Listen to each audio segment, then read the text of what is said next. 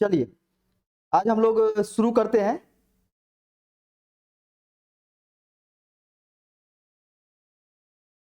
चितरंजन कुमार जी बोल रहे हैं कि सर आज इतना लेट क्यों हो गया, कुछ काम आ गया था जिसके कारण लेट हो गया है। तो आप सभी लोग जुड़ जाइए जल्दी से, आज का सेशन हम लोग शुरू करते हैं।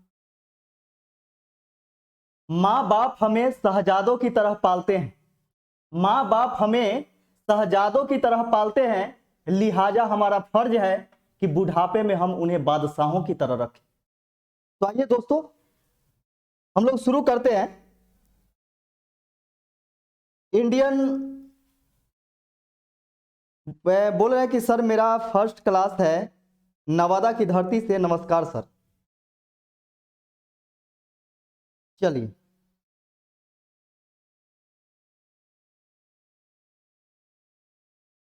चलिए शुरू करते हैं आज का यह सेशन, क्योंकि ऑलरेडी लेट हो चुका है। तो हम लोग शुरू करते हैं बिना देर किए हुए। देखेंगे आज का यह पहला क्वेश्चन कि एक व्यक्ति कुछ टॉफियां 1 रुपए की 2 की दर से और उतनी ही टॉफियां 2 रुपए की 3 की दर से खरीदता है। वह उन सबको 3 रुपए की 5 की दर से बेच देता है। तदनुसार उनके लाभ या हानि का प्रतिशत कितना होगा, ये चीज निकालना है।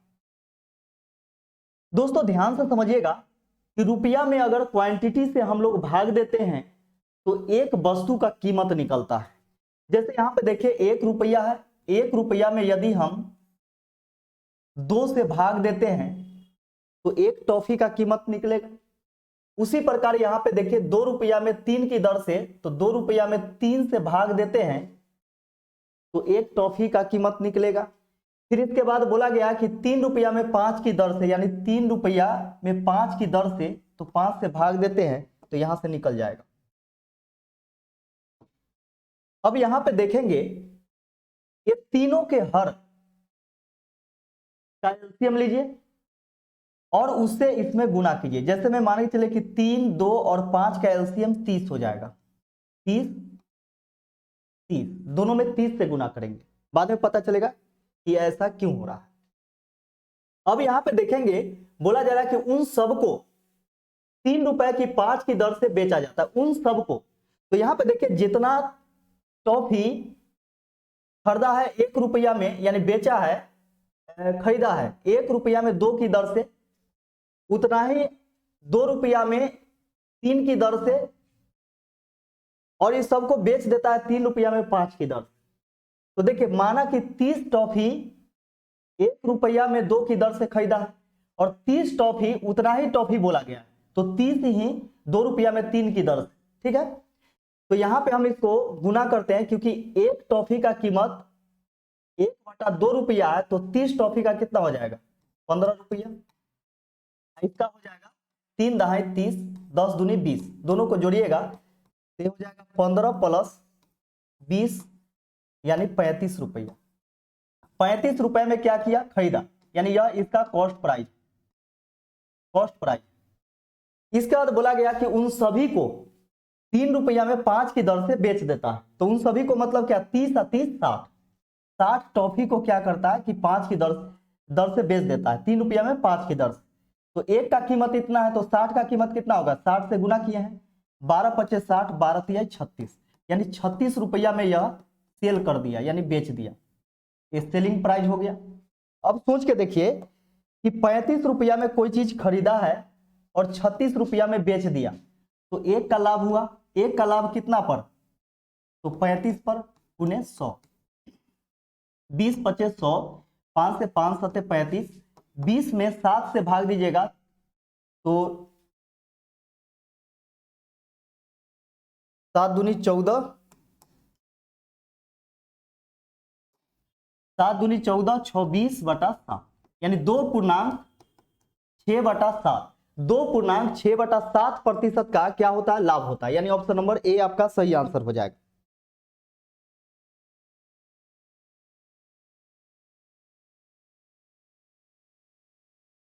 चलिए अगले क्वेश्चन की तरफ चलते हैं हम लोग।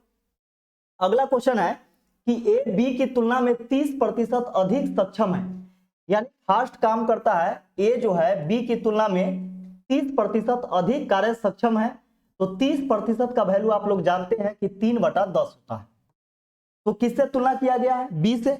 तो बी जब तक के 10 काम करेगा तब तक के ए 13 काम करेगा, यानी अधिक बोला है तो जोड़ करके लिखेंगे। और वह अकेला एक कार्य 23 दिन में पूरा कर सकता है। कौन? ए 23 दिन में पूरा काम करता है, तो यह क्षमता है, ये क्षमता का है ना? तो यह क्षमता का अनुपात है। तो एक दिन में ए 13 काम करता है, तो कितना दिन तक के काम चला है? 23 दिन तक। तो 23 दिन में कितना काम करेगा? तो 13 गुने 23, इतना काम टोटल हो गया, यानी कुल वर्क। हम लोगों से पूछा गया कि दोनों मिलकर के, यानी ए तथा बी मिलकर वही काम कितने दिन में करेगा। जब ए और बी दोनों मिल जाएगा तो इस काम को कितने दिन में करेगा? तो काम कितना है? तो 13 गुने 23 है। दोनों मिल करके करेगा, इसका मतलब दोनों का एफिशिएंसी जुड़ जाएगा और उससे भाग देंगे। तो 13 10 कितना? 23, 23 से भाग दीजिएगा तो 13, यानी 13 दिन, 13 दिन में आंसर हो जाएगा 13 दिन, यानी option number B. Option number B आपका सही आंसर हो जाएगा 13 दिन।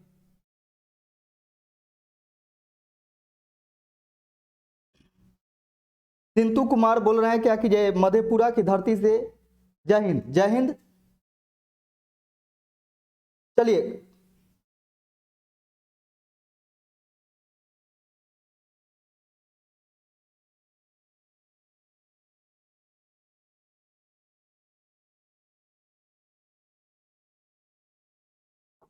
हाँ अगले क्वेश्चन की तरफ चलते हैं। लागत मूल्य से 50% अधिक अंकित मूल्य पर महा बाजार में, यानी बिग बाजार में थैलों पर 20% छूट दी जाती है।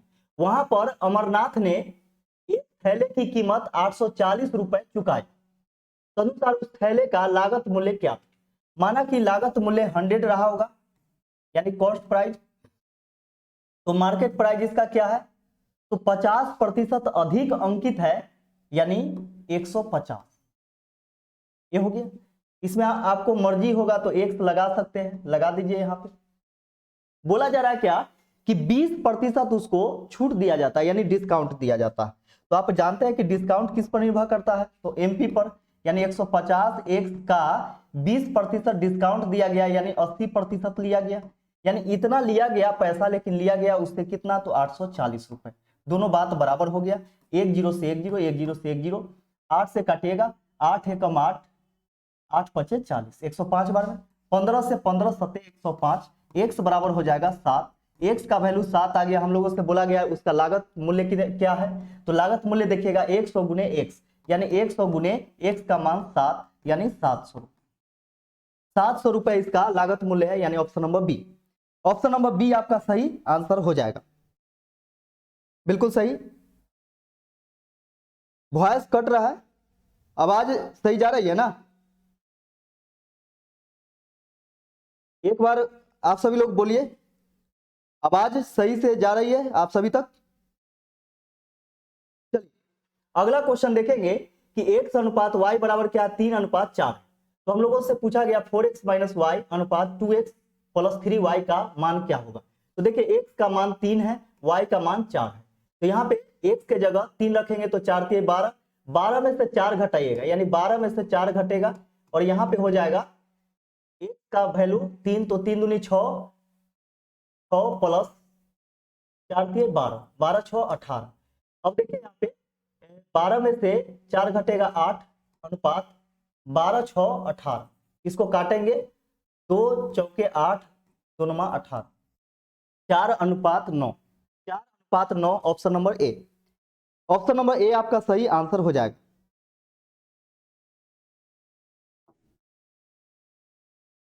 धर्मेंद्र कुमार बोले हैं कि सर क्या बात है, आज बहुत ही एनर्जी फुल दिख रहे हैं, आज चार्ज होकर के आए हैं। चलिए देखिए अगला क्वेश्चन देखिएगा कि एक बर्तन में ए और बी दो द्रव पदार्थ है, यानी ए है और बी है, 7:5 के अनुपात में, यानी 7:5 के अनुपात में। उस घोल में से 9 लीटर निकालने के बाद उतना ही बी द्रव भर दिया जाता है तो ए तथा बी का अनुपात 1:1 हो जाता है, 1:1 हो जाता है, 1:1 हो जाता है। तदनुसार उस बर्तन में आरंभ में द्रव ए की मात्रा कितने लीटर थी। ध्यान से समझिएगा कि बी में भरा गया है, जब बी में भरा गया है तो ए का मान तो बराबर होना चाहिए, तो बराबर करने के लिए क्या करना पड़ेगा, 7 से गुना करना होगा। तो 7 एकम 7, 7 एकम 7। देखिए ए का मान बराबर हो गया, क्योंकि बी में भरा गया है, तो बी में भरा गया तो बी में ना चेंजिंग होगा। तो यहां पे देखिएगा कि बी में कितना चेंजिंग हुआ, कितना बढ़ गया, 5 से हो गया 7, यानी अनुपात में 2 का वृद्धि हुआ है, लेकिन बोला गया कि 9 लीटर उसमें डाला गया। बात बराबर, अनुपात में 2 लीटर का वृद्धि हुआ है, लेकिन वृद्धि हुआ है 9 लीटर का, तो अनुपात 1 बराबर कितना हो जाएगा, 9/2। 1 का वैल्यू 9/2 हो गया। हम लोगों से पूछा गया, लेकिन पहले देखेंगे कि कुल कितना द्रव है, तो 7 7 14, अनुपात में 14 है, तो 1 का वैल्यू 9/2 है, तो 14 का वैल्यू हो जाएगा 14 गुने 9/2, 2 सते 14, 9 सते 63 लीटर। अच्छा एक बात बताइए, पहले से जितना द्रव था उसी में से ना निकाल करके इसमें से उसमें किया गया, इसका मतलब अभी अगर 63 लीटर है तो शुरू में भी 63 लीटर ही रहा होगा, शुरू में भी 63 लीटर ही रहा होगा। लेकिन देखिए शुरू में कितना था, तो 7 5 12, अनुपात में 12 था, लेकिन था 63 लीटर। बात बराबर, 3 से 3 चौके 12, 3 से 3 दूनी 6, 3 एकम 3, अनुपात 1 बराबर हो जाएगा 21/4, अनुपात 1 बराबर 21/4 हो गया। हम लोगों से पूछा गया कि ए में कितना द्रव था शुरू में, तो शुरू में तो 7 था, तो 1 का वैल्यू 21/4, तो 7 का वैल्यू हो जाएगा 7 गुने 21/4, ये हो गया। अब यहां पे देखिए 7 एकम 7, 7 दूनी 14 बटा में 4, 4 तिहाई 12, 4 तिहाई 12, बच जाएगा आपका 2 27, 4 छक 24, 3 27/4, यानी कितना, तो 36.3/4 लीटर, 36.3/4 लीटर, जो कि ऑप्शन नंबर डी में दिया गया है। ऑप्शन नंबर डी आपका सही आंसर हो जाएगा। सुहानी रॉय बोल रहे हैं कि सर आज लेट क्लास क्यों हुआ बताइए ना। हाँ कुछ काम आ गया था जिसके कारण निकलना पड़ा था, आते आते लेट हो गया। चलिए पहले क्वेश्चन कर लेते हैं। हाँ अगला क्वेश्चन देखिएगा कि एक क्रिकेट के खिलाड़ी का 64 इनिंग का औसत 62 है, यानी 64 इनिंग खेला है, औसत क्या है 62 है। हम लोग अगर इनिंग में यानी संख्या में एवरेज से गुना करेंगे तो टोटल होगा, गुना कीजिए, 4 दूनी 8, 6 चौके 24, 6 दूनी 12, 12 24 36 के 6 क्या 36 और 3 39, 3968। इसका तो बोला गया है क्या कि उसका अधिकतम स्कोर उसके न्यूनतम स्कोर से 180 रन ज्यादा, तो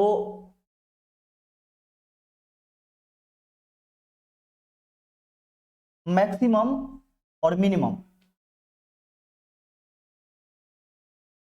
मैक्सिमम और मिनिमम, तो देखिएगा मैक्सिमम और मिनिमम, मैक्सिमम कितना हो जाएगा, मिनिमम हो जाएगा 1, तो मैक्सिमम कितना हो जाएगा 1 प्लस 180 रन। उक्त 2 इनिंग छोड़कर उसकी शेष इनिंग का औसत 60 रन आता है। तो 2 को छोड़ करके देखिएगा, ये दोनों को छोड़ने के बाद तो टोटल था 64 इनिंग, जिसमें से 2 को छोड़ा गया है, इसका मतलब 62 इनिंग होगा, और औसत क्या है तो 60 है। ये दोनों को गुना करेंगे ये टोटल आ जाएगा 0, 6 दूनी 12 के 2, 6 36, 1 37, ये हो गया। घटाइए इसको तो 8 हो जाएगा, 6 में से 2 घटेगा 4, 9 में से 7 घटेगा 2, 248।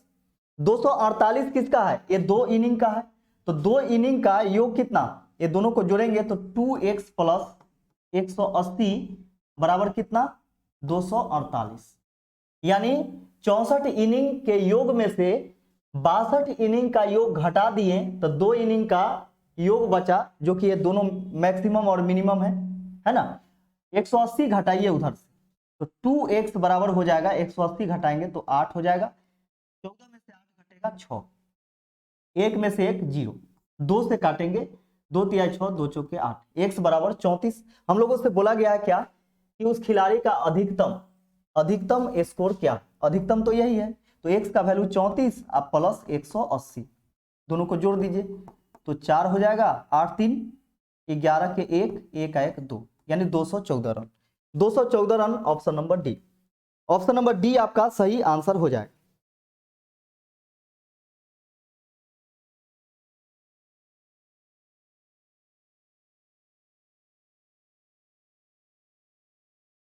धर्मेंद्र कुमार बोल रहे हैं कि सर क्वेश्चन बताते हैं तो बन जाता है लेकिन बाद में भूल जाते हैं।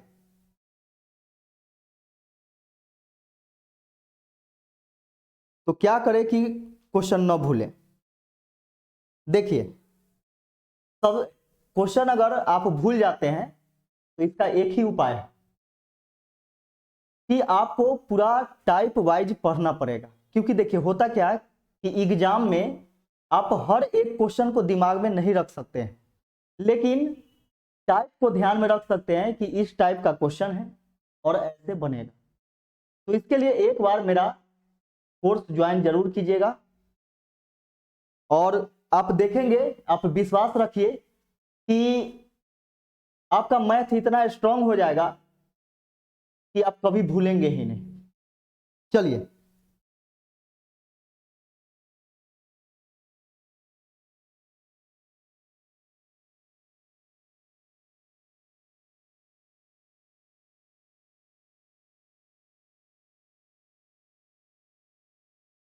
रूपांती कुमारी बोल रहे हैं कि सर रोज 20 सवाल बनाते हैं क्या? हाँ हाँ 20 सवाल डेली होता है।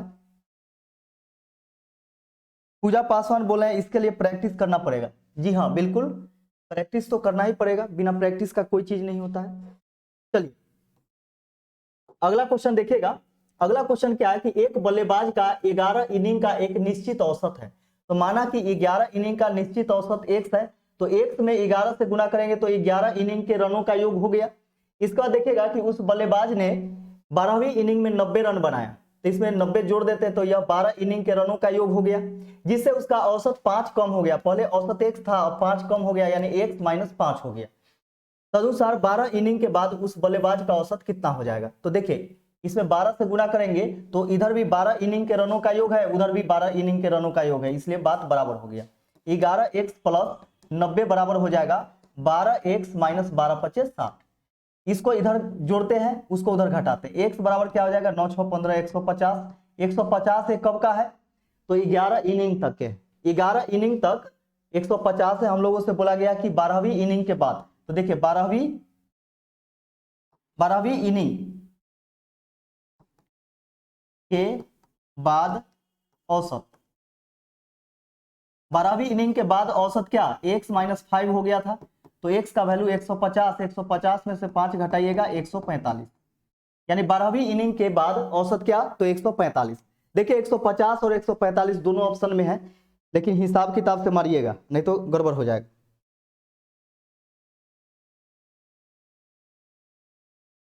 चलिए अगला क्वेश्चन, 20 वस्तुओं को 160 रुपए में बेचने पर एक व्यक्ति को 20% की हानि हो जाती है। ध्यान से समझिएगा कि रुपया में क्वांटिटी से भाग देते हैं तो एक वस्तु का कीमत निकलता है, तो 160 बटा में 20 करेंगे तो एक वस्तु का कीमत निकलेगा। इसका बोला जा रहा है कि तदनुसार अगर 20% लाभ कमाने के लिए उस व्यक्ति को 240 रुपए में कितने वस्तु बेचना चाहिए? देखिएगा दोनों सेलिंग प्राइस ही, दोनों सेलिंग प्राइस ही। अब यहाँ पे देखिएगा कि 240 रुपए में कितना वस्तु बेचना पड़ेगा, तो माना कि एक वस्तु बेचना पड़ेगा। ऐसे प्रश्न में आपको क्या करना है कि जिसमें लाभ हो रहा है उसमें हानि करवा दीजिए, जिसमें हानि हो रहा है उसमें लाभ करवा दीजिए। तो यहाँ पे देखिए पहला में क्या हो रहा है कि 20% हानि हो रहा है और दूसरा में 20% लाभ के लिए, तो दूसरा में 20% लाभ के लिए बोला गया है तो पहला में 20% लाभ करवा दीजिए, और दूसरा में 20% लाभ बोला है तो हानि करवा दीजिए इसमें, तो दोनों बात बराबर हो जाएगा, यानी 20% हानि यानी 80 बटा 100, दोनों बात यहां से बराबर हो जाएगा। 100 से 100 कैंसिल हो गया, 0 से 0, 2 से 8 बार में एक जीरो से एक जीरो, 8 से 8, 12 से 12 दूनी 24, 20 बार में x बराबर 20, यानी 240 रुपए में 20 वस्तु बेचना पड़ेगा, तो 20% उसको लाभ होगा, यानी x बराबर 20 हो गया, यानी वस्तुओं की संख्या 20, वस्तुओं की संख्या 20।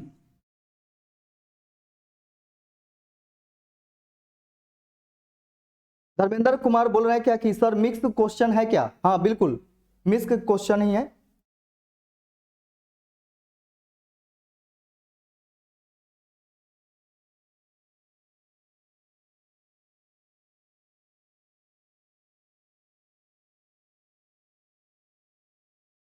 अंबा गेमिंग बोला है कि सर मैं आपका लाइव क्लास पर डे देखता हूं। चलिए बहुत अच्छा है।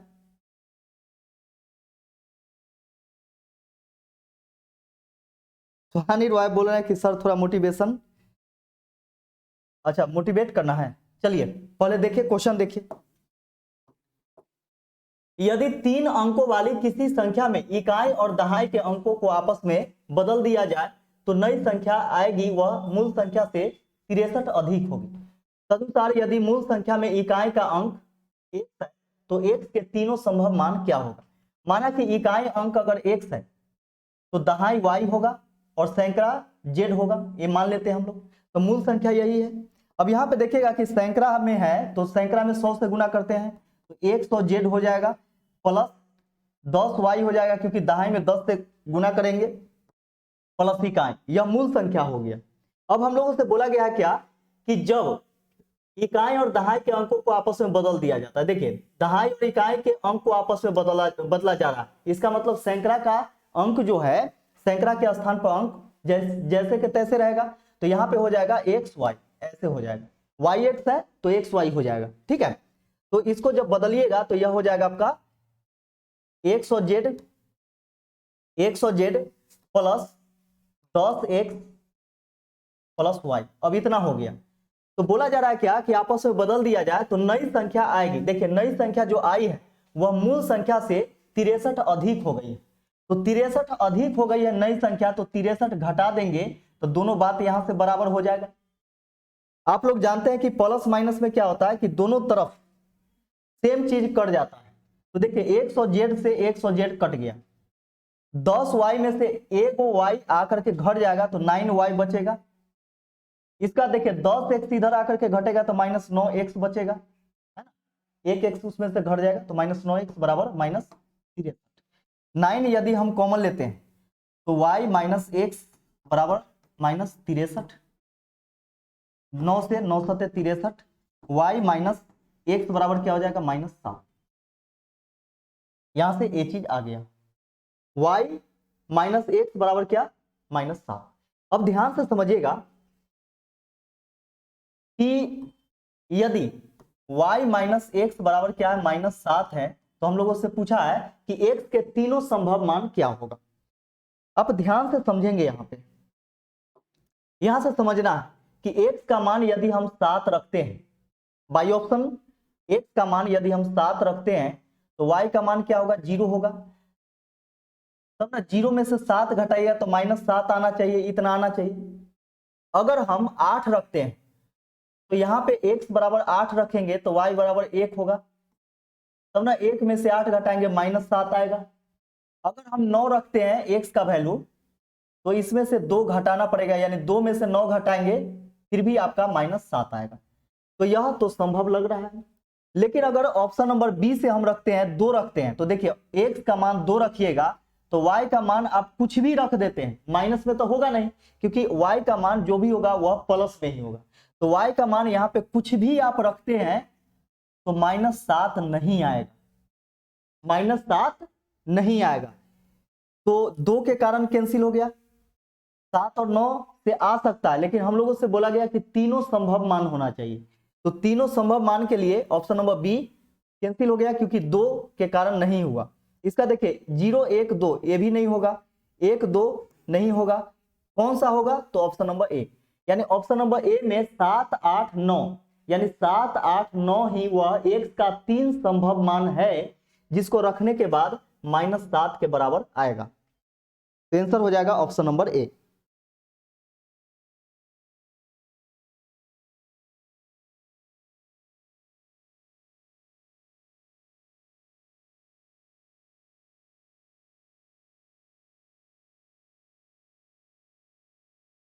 धर्मेंद्र कुमार बोले कि मैथ ऐसा सब्जेक्ट है कि हंसी गायब हो जाती है। हाँ, ऐसा हमको भी लगता है। देखिए, हम जब क्वेश्चन बनाते हैं तो देखिए जीके में बहुत सारा मिलते रहता है कंटेंट, कभी कुछ मिलते रहता है जिसके कारण आप उसको जोड़ करके बोल सकते हैं।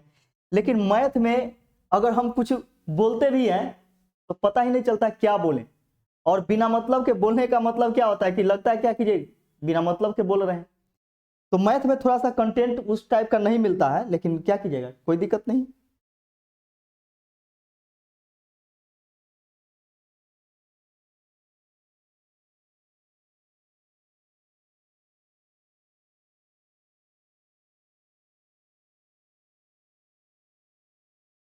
चलिए अगले क्वेश्चन की तरफ चलते हैं हम लोग। अगला क्वेश्चन देखिएगा कि एक छात्र से किसी संख्या को 8/17 से गुना करने को कहा गया, उस छात्र ने उस संख्या को 8/17 से विभाजित कर दिया। तो बचपन में आप पढ़े हैं कि विभाजित किया जाता है तो जब विभाजन को हम गुना में चेंज करते हैं तो पलट जाता है।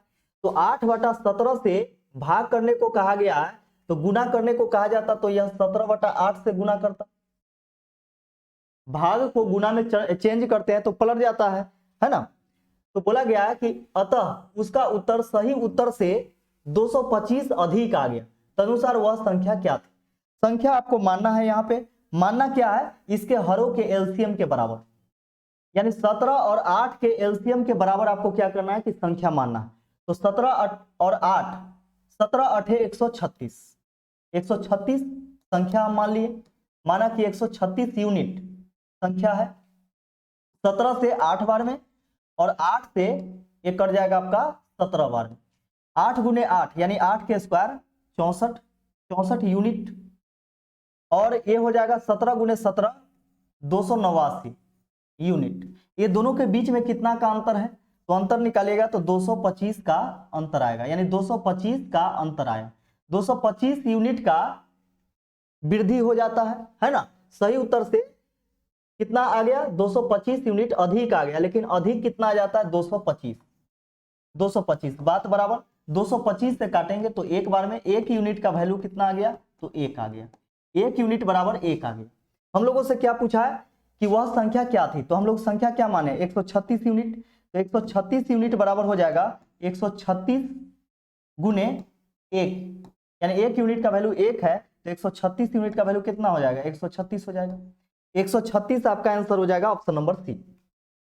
ऑप्शन नंबर सी आपका सही आंसर हो जाएगा।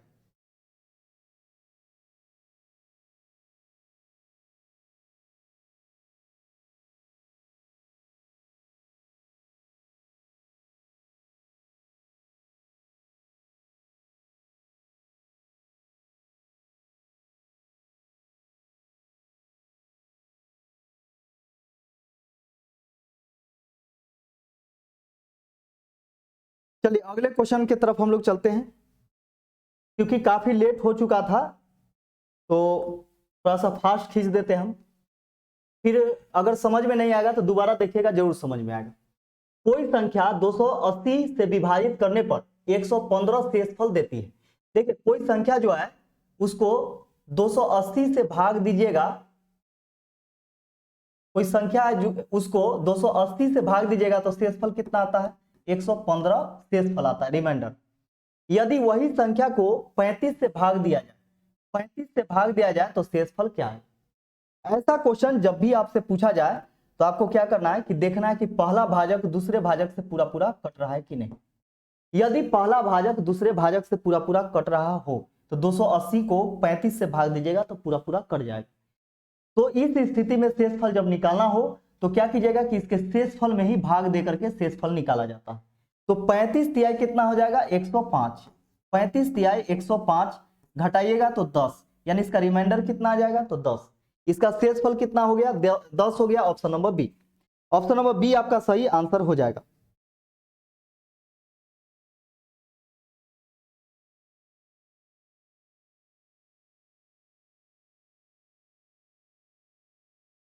चलिए अगले क्वेश्चन की तरफ हम लोग चलते हैं। अगला क्वेश्चन देखेंगे, यदि दो क्रमागत यानी धनात्मक सम संख्याओं के महत्तम समापवर्तक तथा लघुत्तम समापवर्तक क्रमशः 2 तथा 84 हो तो उन संख्याओं का जोड़ कितना होगा। ध्यान से समझिएगा, हम लोगों से बोला गया है क्या कि एलसीएम और एचसीएफ दे दिया है ना, तो एचसीएफ बराबर 2 है और एलसीएम कितना है, एलसीएम 84 है और इसके बाद कुछ भी पता नहीं। जब ऐसा क्वेश्चन आपसे पूछा जाए, जब एचसीएफ और एलसीएम पता हो बाकी बात कुछ भी पता ना हो, तो एचसीएफ के द्वारा ही 2 संख्या हम लोग क्रिएट करते हैं। पहला संख्या में हम लोग ए से गुना करेंगे, यानी एचसीएफ में ए से गुना करके पहला संख्या और एचसीएफ में ही बी से गुना करके दूसरी संख्या। तो देखिए पहली संख्या गुने दूसरी संख्या बराबर क्या होता है, लॉसा गुने मौसा, यानी एलसीएम गुने एचसीएफ। बात बराबर, 2 से काटिएगा 2 कैंसिल, 2 से काटिएगा 42 दूनी 84। ए गुने बी बराबर क्या हो गया, तो 42 हो गया। 42 को हम कैसे कैसे लिख सकते हैं, तो 42 को हम लिख सकते हैं 1 गुने 42, इसको 2 गुणनखंड में तोड़ना है इसको। इसके बाद हम लिख सकते हैं इसको 14 तिया 42, इसके बाद 6 सते 42, इसका 21 दूनी 42। इतना बार हम इसको तोड़ सकते हैं। अब यहां पे देखिएगा कि ऐसे भी क्वेश्चन पूछे जाते हैं, ऐसा क्वेश्चन दे देगा, पूछेगा कितना जोड़ा संभव होगा, तो कितना पेयर बनेगा, तो वही पेयर बनेगा जिसका एचसीएफ 1 होगा। देखिए तो सभी पेयर लगभग यहाँ पे बन ही रहा है, सबका एचसीएफ क्या आ रहा है, 1 आ रहा है, इसका मतलब सभी पेयर संभव है। लेकिन यहाँ पे आपको ध्यान में रखना है कि हम लोगों से बोला गया यदि 2 क्रमागत धनात्मक सम संख्या, 2 क्रमागत धनात्मक सम संख्या, तो क्रमागत बोला गया है, तो देखिए क्रमागत एक के गो है 6 और 7, 6 और 7, तो 6 लेंगे हम ए के लिए, तो 6 दूनी 12 हो जाएगा। यहाँ पे ए के जगह 6 रखिएगा तो 6 दूनी 12, और बी के जगह आपको रखना है 7, तो 7 दूनी 14। देखिए 2 क्रमागत सम संख्या तो यही ना है, बाकी बात और कोई नहीं होगा। इसका योग पूछा गया है तो योग कर दीजिए, तो 12 और प्लस 14 यानी 26, योग कितना आ गया, 26 आ गया। हम लोगों से योग पूछा गया था, योग आ गया 26, 26 यानी option number B, option number B आपका सही आंसर हो जाएगा।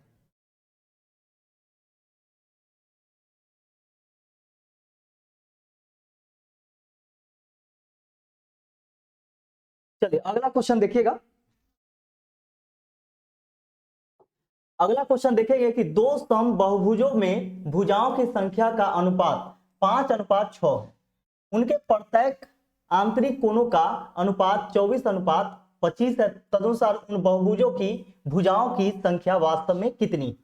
ध्यान से समझिएगा कि बहुभुज के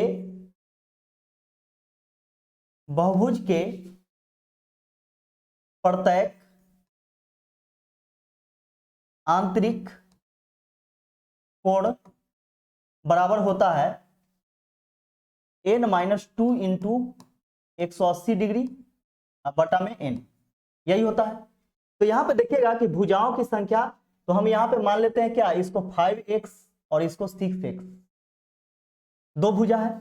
तो यहां पे देखिए भुजाओं की संख्या 5x है और एक है आपका 6x, तो 5x माइनस 2 गुने 180 बटा में 5x भुजाओं की संख्या।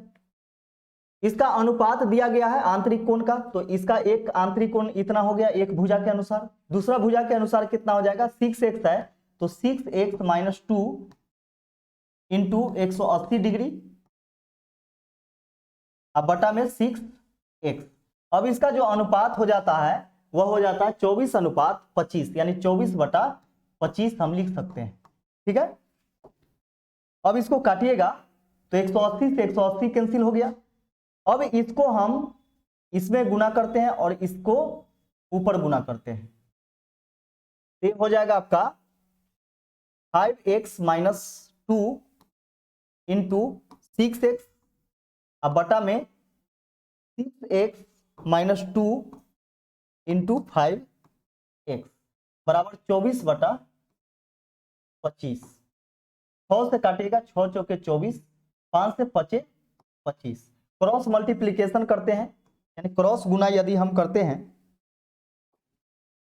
क्रॉस गुना करते हैं तो देखिए 5 से गुना करेंगे 50 25 एक से स्क्वायर, देखिए एक से गुना होगा तो 25 एक से स्क्वायर, 5 से फिर गुना करेंगे तो 5 दूनी 10 एक्स माइनस 10 एक्स, 4 से गुना कीजिएगा 6 चौके 24 एक से स्क्वायर, 24 एक से स्क्वायर ये बराबर में होगा माइनस में 4 दूनी 8 एक्स माइनस 8 एक्स, इसको उधर ले जाते हैं इसको इधर लाते हैं तो 25 एक से स्क्वायर में से 24 एक से स्क्वायर घटेगा तो एक से स्क्वायर बचेगा बराबर उधर बचेगा आपका प्लस 10 एक्स उधर जाकर के घर जाएगा तो प्लस 2 एक्स बचेगा, 2 एक्स, एक एक्स से एक एक्स कैंसिल हो गया तो एक्स बराबर कितना 2, एक्स बराबर 2 आ गया।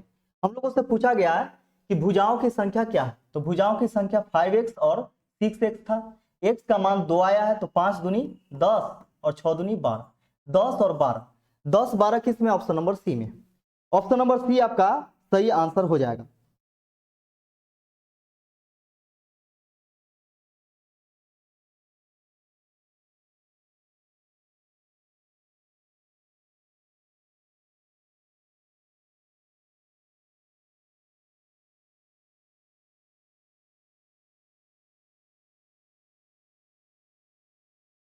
चलिए अगले क्वेश्चन की तरफ हम लोग चलते हैं।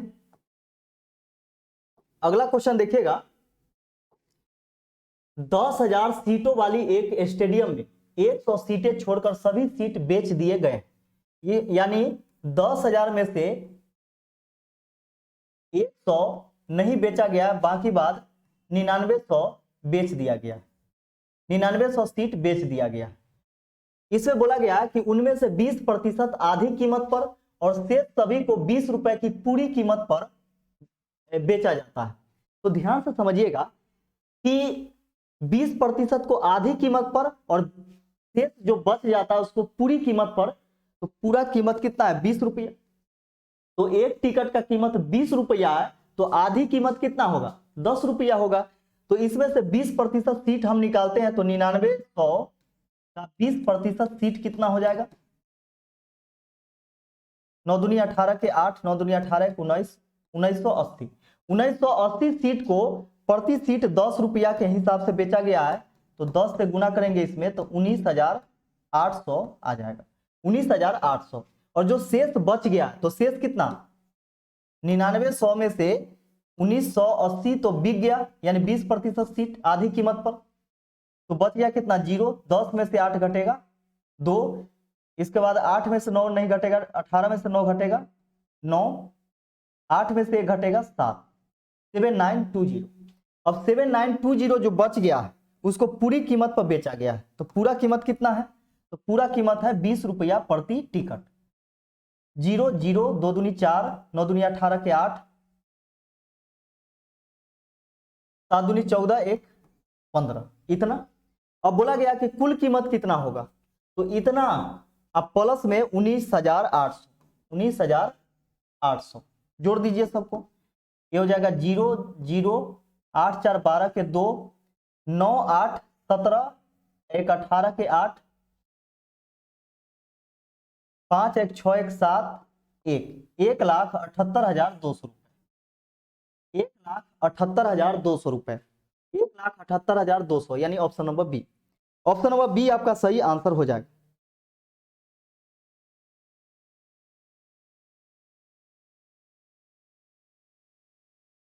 चलिए अगले क्वेश्चन की तरफ चलते हैं हम लोग। अगला क्वेश्चन है कि 80% बोरिक अम्ल वाले 100 मिलीलीटर पानी में, तो देखिएगा कि 100 मिलीलीटर पानी है जिसमें 80% क्या है, तो बोरिक अम्ल है, यानी 80 ml बोरिक अम्ल है, तो 20% क्या 20 ml क्या होगा पानी होगा, यहाँ पे 20 लिख देते हैं। अब बोला गया है कि घोल में कितना पानी और मिलाया जाए कि घोल में बोरिक अम्ल 50% हो जाए, तो देखिए माना कि 1 लीटर इसमें पानी मिलाया जाए, ऊपर वाला तो बोरिक अम्ल है और नीचे जो शेष बच गया हुआ क्या है पानी है, तो अब देखिए पानी में कितना मिलाया जाए, तो माना कि x मिलाया जाए तो बोरिक अम्ल अब 50% हो जाएगा, तो कोई भी चीज अपने आप में क्या होता है 100% होता है, तो 50% बोरिक अम्ल हो गया तो 50% पानी होगा, दोनों बात बराबर, इससे कैंसिल हो गया, एक बार में 1 से गुना कीजिएगा तो 20 प्लस x बराबर कितना हो जाएगा 80, 20 घटा दीजिए उधर, x बराबर कितना हो जाएगा, तो 60, यानी 60 लीटर पानी मिलाना पड़ेगा। 60 लीटर पानी मिलाना होगा, option number D. Option number D आपका सही आंसर हो जाएगा। चलिए अगले क्वेश्चन की तरफ हम लोग चलते हैं। अगला क्वेश्चन है कि एक व्यक्ति धारा के दिशा में तैरते हुए 15 किलोमीटर 1 घंटे में तैर लेता है। तो आप जानते हैं कि धारा के दिशा में चाल क्या होता है, बोट की चाल या फिर तैराक की चाल प्लस में धारा की चाल, है ना। तो बी प्लस डब्ल्यू दोनों जुड़ जाता है, बी प्लस डब्ल्यू यानी बी फॉर बोट का चाल या फिर बॉय का चाल और डब्ल्यू फॉर वाटर का चाल, ठीक है। तो दोनों का चाल कितना है, तो 15 किलोमीटर, 15 किलोमीटर 1 घंटा में जाता है। तो 1 घंटा में 15 किलोमीटर, इसका मतलब 15 किलोमीटर प्रति घंटा, 15 किलोमीटर प्रति घंटा। हम लोगों से बोला गया कि यदि धारा की गति 5 किलोमीटर प्रति घंटा हो तो वही व्यक्ति उतनी ही दूरी धारा के विरुद्ध तैरते हुए कितने समय में तय करेगा। तो यहाँ पे देखिएगा कि धारा की चाल कितना है, तो 5 किलोमीटर प्रति घंटा है, 5 किलोमीटर प्रति घंटा है। तो 15 किलोमीटर प्रति घंटा में से 5 किलोमीटर प्रति घंटा घटा देंगे तो 10 किलोमीटर प्रति घंटा बचेगा व्यक्ति की चाल। हम लोगों से पूछा गया कि उतना ही दूरी तय करने में कितना समय लगेगा। तो समय बराबर क्या होता है, समय बराबर दूरी बटा चाल। दूरी 15 किलोमीटर है और किस चाल से जाएगा, तो देखिए धारा के विरुद्ध जो चाल होता है ना वह घट जाता है। तो 10 में से 5 घट जाएगा, तो 5 5 तिया 15 यानी 3 घंटा का समय लगेगा, 3 घंटे का समय लगेगा, 3 घंटा, यानी option number D. Option number D आपका सही आंसर हो जाएगा।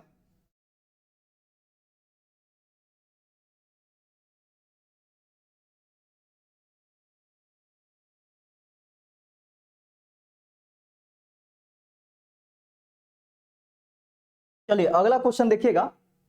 अगला क्वेश्चन है आपका,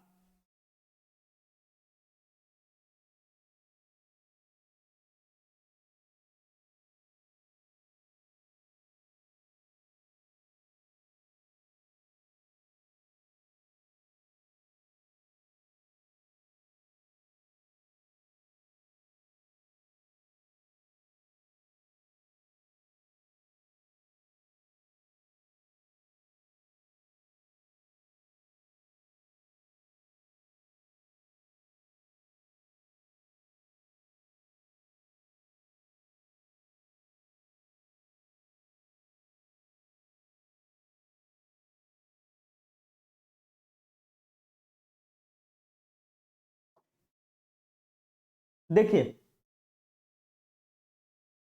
2 क्वेश्चन हमें स्किप किए हैं। चलिए पहले देखिएगा कि एक राशि पर 5% वार्षिक ब्याज की दर पर चक्रवृद्धि ब्याज और साधारण ब्याज का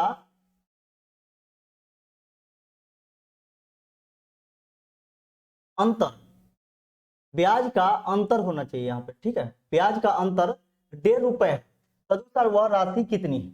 तो ध्यान ध्यान से समझिएगा कि 2 वर्षों में, यहाँ पे 2 वर्षों में होना चाहिए, 2 वर्षों का अंतर, ब्याज का 2 वर्षों का अंतर, यहाँ पे होगा 2 वर्षों का अंतर। तो 2 वर्षों के लिए क्या करते हैं कि d²/100 होता है, यानी r² होता है 100। तो r का वैल्यू क्या है, 5 है, तो 5 का स्क्वायर/100 करेंगे तो ये हो जाएगा आपका 25/100, 25/100 यानी 0.25%। 0.25% दोनों के बीच अंतर है, चक्रवृद्धि ब्याज और साधारण ब्याज के बीच का अंतर 0.25%, लेकिन अंतर कितना का है, तो ₹1.50 का अंतर। दोनों बात बराबर। दशमलव से यदि हम काटते हैं तो दशमलव से दशमलव कट जाएगा, क्योंकि दोनों में क्या 2 अंक बाद दशमलव है, 25 से 25 छके 150। 1% का वैल्यू कितना, तो 6, तो 100% का वैल्यू क्या हो जाएगा, 600। 100% का वैल्यू कितना हो गया, तो 600। 100% का वैल्यू 600 हो जाएगा, यानी option number D. Option number D आपका सही आंसर हो जाएगा।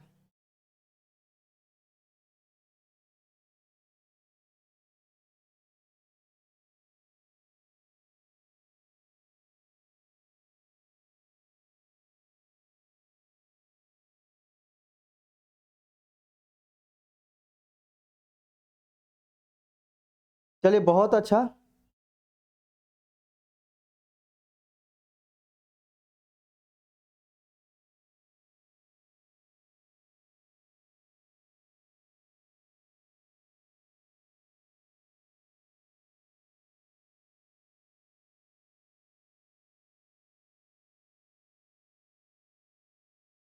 अनु बोल रहे हैं कि chapter wise class sir please, maths weak है। अच्छा कोई दिक्कत नहीं है, चैप्टर वाइज शुरू करने वाले ही हैं।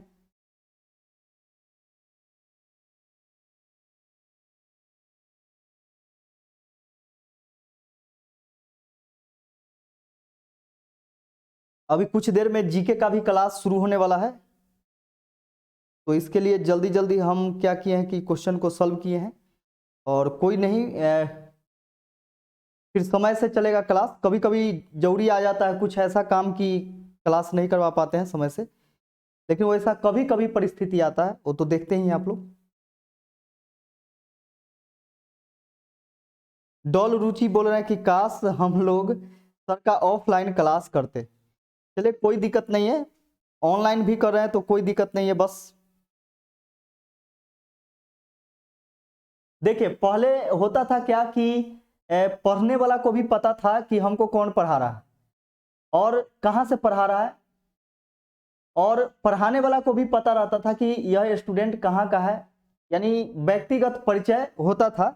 लेकिन अभी क्या है कि अभी आप कहाँ के टीचर से आप पढ़ लेंगे और कहाँ का टीचर आपको पढ़ा देंगे ये कहा नहीं जा सकता है, क्योंकि अभी ऐसा ही सिस्टम आ चुका है।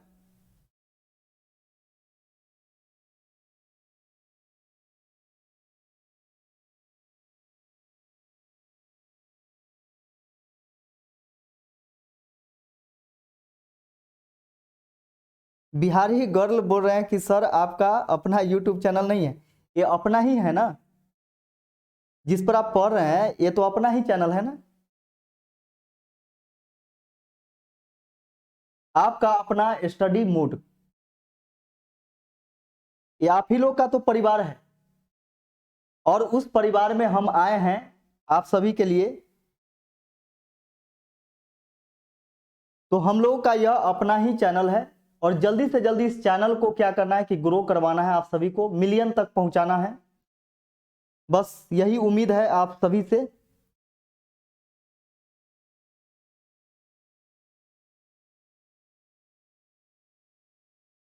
प्रिया कुमारी बोले हैं कि सर आप मेंसुरेशन का एक क्लास लीजिए। हाँ बिल्कुल लेंगे।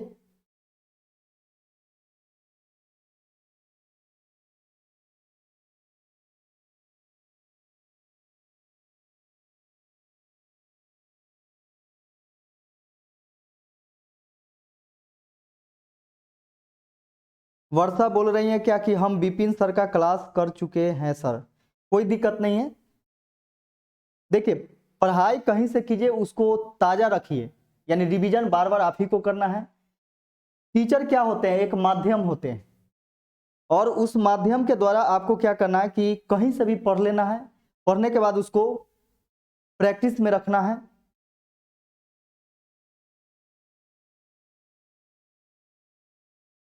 वर्षा बोल रहे हैं क्या कीजिए, फिर भी सब भूल गए। देखिए मैथ जो है ना वह किसी का नहीं है, मैथ किसी का नहीं है। जो मैथ का है मैथ उसी का है, मैथ किसी का नहीं।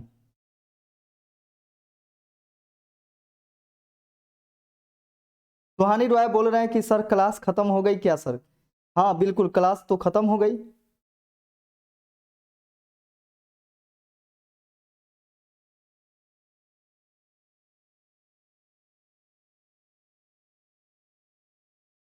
अरुण कुमार बोल रहे हैं क्या कि सर आप और बढ़िया कीजिए, 1 मिलियन हो जाएगा। थैंक यू, आप सभी का सपोर्ट सहयोग रहा तो बहुत जल्द होगा सारा चीज।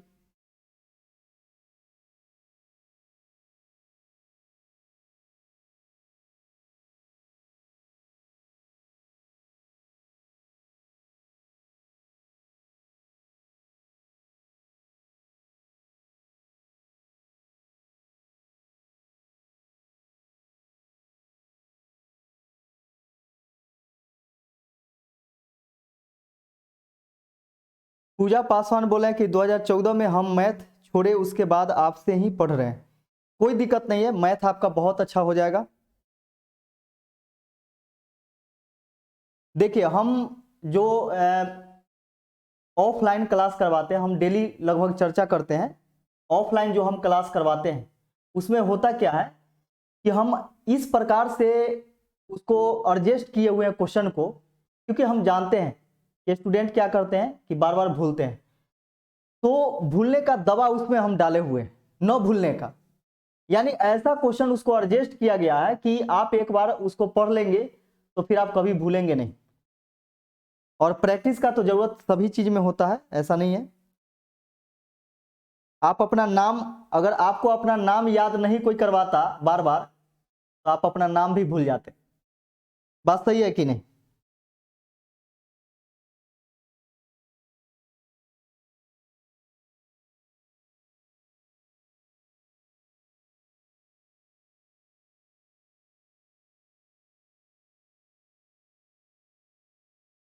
पूजा पासवान बोल रहे हैं क्या कि ये मुझे क्या पता 10 के बाद मैथ पढ़ना ही होगा।